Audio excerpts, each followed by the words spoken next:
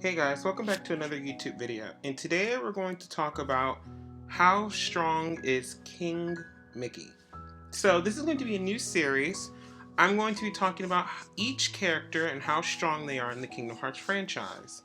The reason why I'm doing this is because a lot of people believe that I overhype Sora, and I do talk about Sora a lot in my videos, and same for other characters such as Kairi and Xehanort.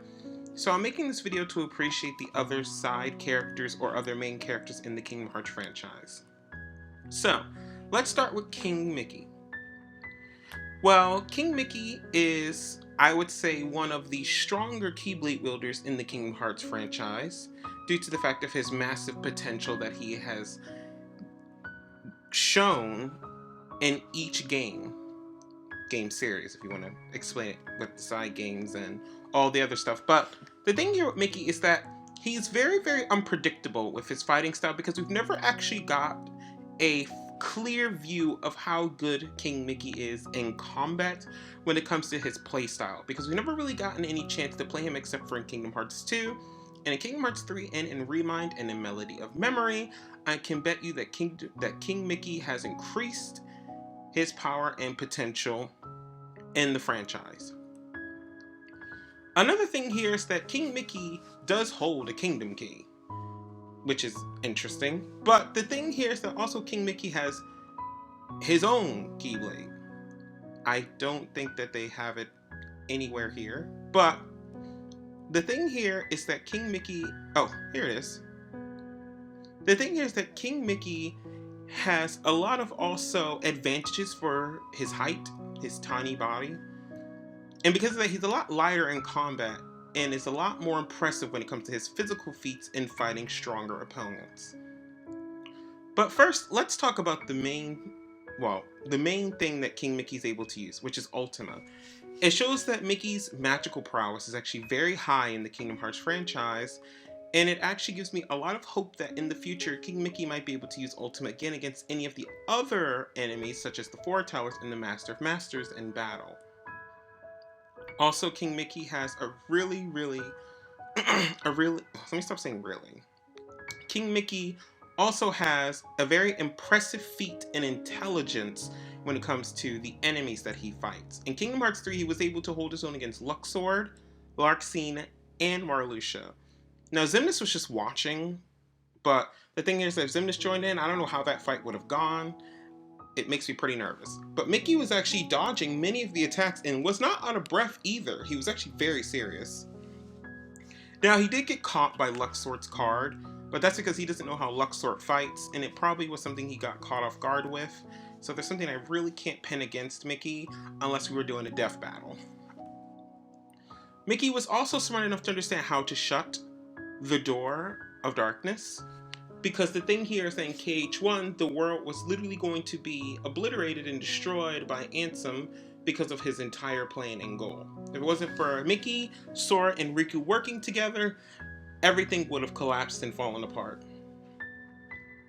So, another reason why I'm making this video is because I want to talk about how Mickey has had a lot of power creep in the Kingdom Hearts franchise. We're going to start with Kingdom Hearts 1. Mickey in KH1, we didn't really get to see much of him at all, but we do know Donald and Goofy has explained that King Mickey is one of the greater Keyblade wielders to exist.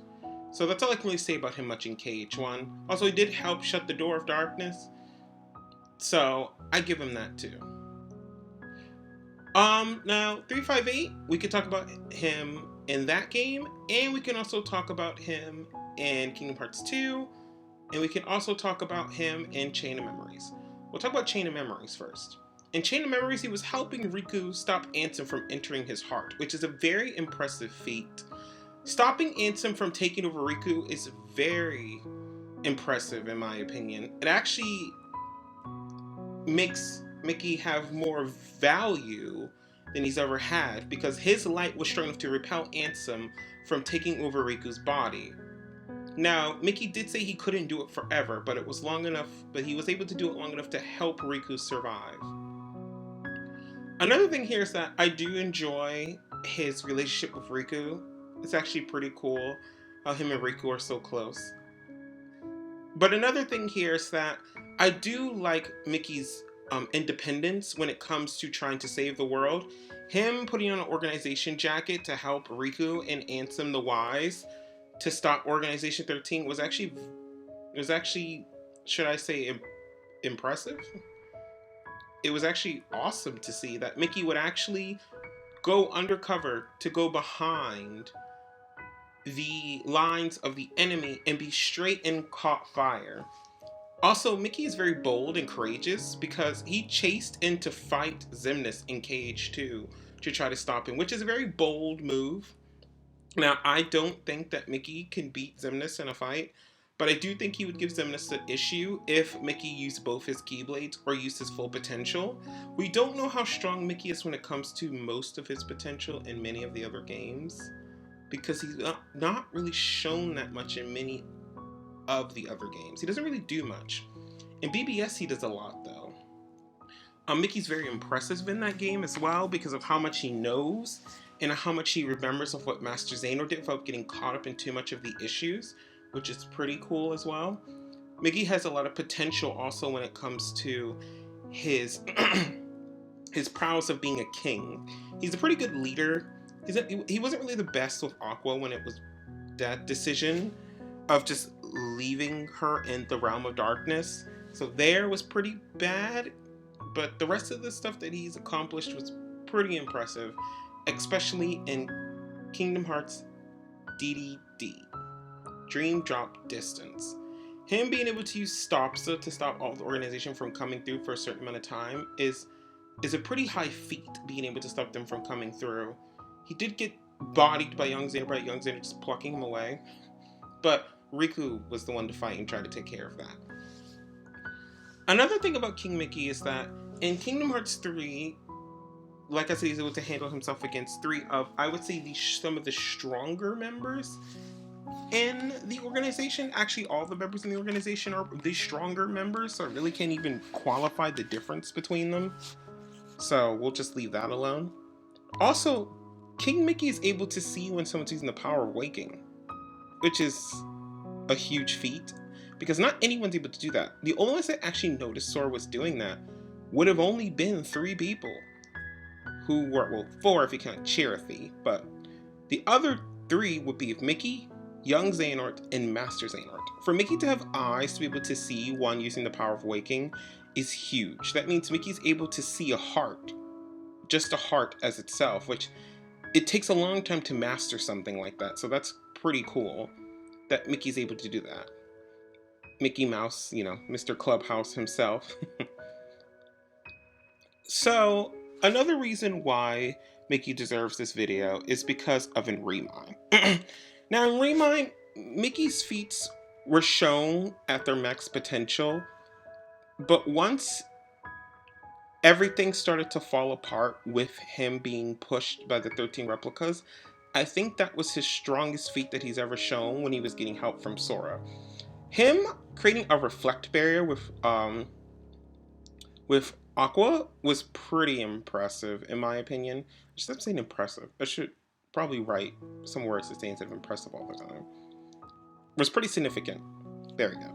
Him being able to use the reflect barrier with Aqua to block the attacks from the 13 replicas, them attacking in certain order, is pretty cool, because that shows that him and Aqua together actually have enough strength to block certain attacks from most of the Xehanort replicas. Now, I don't think he'd be able to do something like that on his own, but with Aqua there, it really, really balanced out the weakness in the gaps in between the reflect barrier if Mickey summoned it or activated it on his own.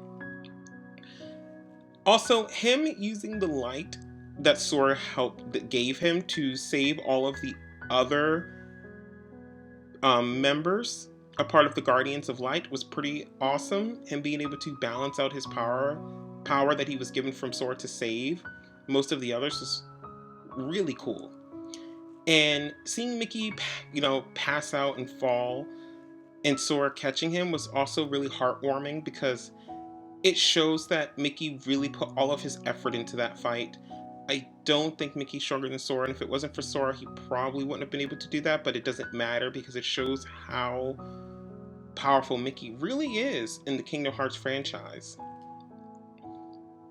And one more thing to talk about here is that he knew what Sora wanted to do. He knew Sora wanted to use more of the power of Waking to find Kairi, which Mickey told him was a bad idea, which is pretty interesting.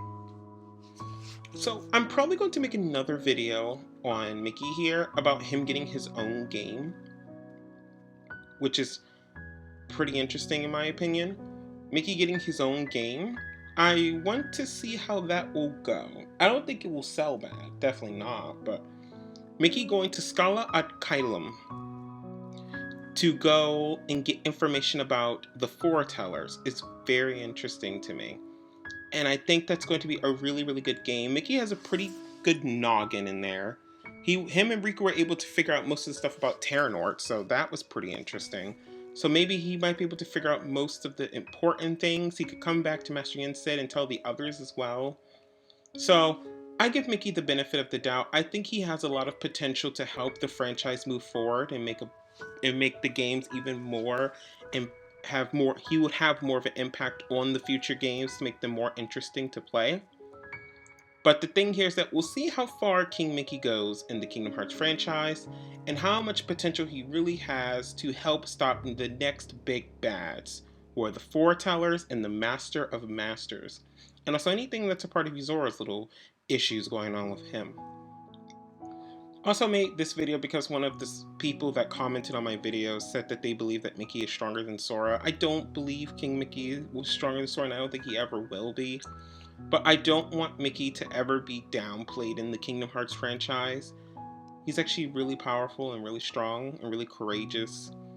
And while he's adorable, he's a mouse. He's just a little mouse that runs around with Riku. But yes, guys, I'm going to make another video probably about Mickey and his potential in the next game.